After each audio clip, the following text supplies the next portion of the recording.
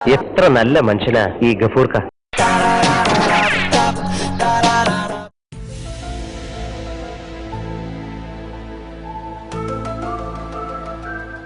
10 cinema നിരത്തി പൊട്ടിയതിന്റെ ക്ഷീണത്തിലിരിക്കുകയാണ് super star Gafoor sir. ഈ സിനിമയെങ്കിലും ഒന്ന് വിജയിച്ചാൽ മതിയായിരുന്നു. സൂപ്പർ സ്റ്റാർ ഗഫൂർ ഖാ ഫാൻസ് അസോസിയേഷന്റെ പ്രസിഡന്റ് ആണെന്ന് പറയാൻ തന്നെ ഇപ്പൊ നാണക്കേടാ.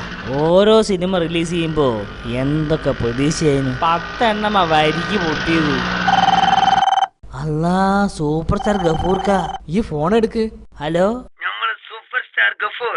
മനസ്സിലായി സാർ. നമ്മളെ പുതിയ സിനിമ ഗുണ്ടാ സ്റ്റാറിന്റെ പബ്ലിസിറ്റി വർക്ക് മുഴുവൻ കഴിഞ്ഞോ?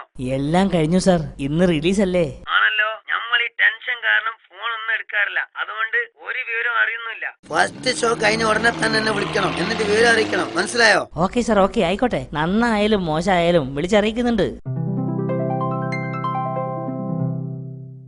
ആള് തീരെ കുറവാണല്ലോ. എങ്ങനെ ആള് കേറാനാ? ഞാൻ ഫാൻസ് അസോസിയേഷന്റെ പ്രസിഡന്റ് ആയി പോയോണ്ടല്ലേ കേറണത്.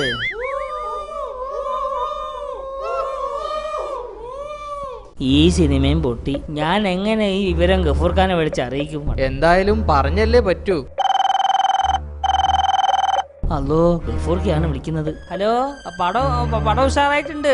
ഓ, ഇത് 100 ദിവസം ഓടും, ഉറപ്പാണ്. നീ എന്തിനാ അങ്ങനെ പറഞ്ഞത്? ഇനി സത്യം മൂപ്പരറിഞ്ഞ ആകെ പ്രശ്നാവില്ലേ? അപ്പോഴേക്ക് ഞാൻ ഈ പ്രസിഡന്റ് പദവി രാജിവെച്ച് പോവും. അല്ല പിന്നെ.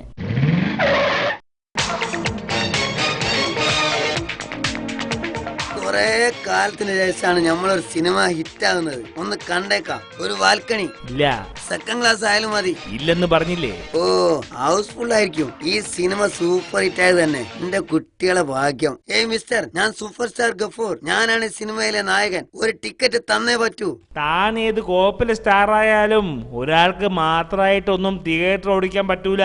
ഒരു 10 ആളെങ്കിലും കൂട്ടി വാടോ.